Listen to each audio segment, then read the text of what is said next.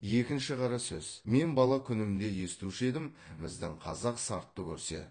Күлуші еді, енеңді ұрайын. Молтық шүлдіреген дәжік. Арқадан үй төбесіне саламын деп, қамыс артқан, бұтадан қорыққан. Көз көргенде, әкек үкедесіп шығып кетсе, қызым боқтасқан. Сарт сұрт деген осы деп. Ноғайды көрсе, оны да боқтап күлуші еді. Түйеден қорыққан ноғай. Атқа мінсе шаршап, жаяу жүрсе демін алады. Ноғай дегенше, ноқай десеңші, көке ыңғайы келмейді. Солдат ноғай, қашқын ноғай, баш алшып ноғай деп. Орысқа да күлуші еді. Ауылды көрсе шапқан, жаман сасыр басы орыс деп, орыс ойына келгенін қылат деген. Не айтса соған ана, ұзын құлақты тауып бер депті деп. Сонда мен ойлаушы едім. Құдай-ай, бізден басқа халықтың бәрі андұрған, жаман келеді екен.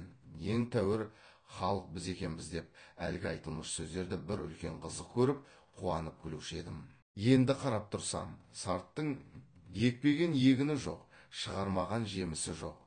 Саудагердің жүрмеген жері жоқ, қылмаған шеберлігі жоқ.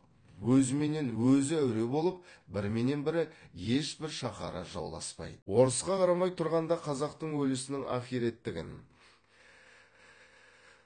киімі сол жеткізіп тұрды. Әке балаға қимайтұғын күрелеп сол айдап кетіп тұрды ғой.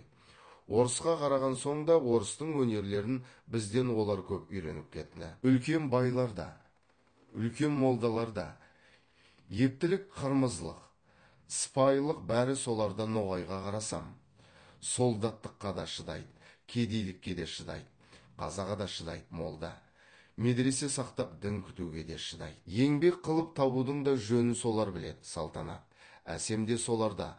Оның құзғын тамағымыз үшін біріміз жалшы, біріміз қош алушымыз. Біздің ең байымызды сәнің. Шақша аяғың білем пышыратырға қойған идан түгел шық. Сасық қазақ деп үйінен қуып шығарады. Оның бәрі бірін бірі қуып қор болмай, шаруа қуып, өнер тауып зор болғандық әсері. Орысқа айтар сөз де жоқ, біз құлы. Күңі құрлы да жоқпыз. Бағанағы мақтан, бағанағы қуанған. Күлген сөздеріміз қайда?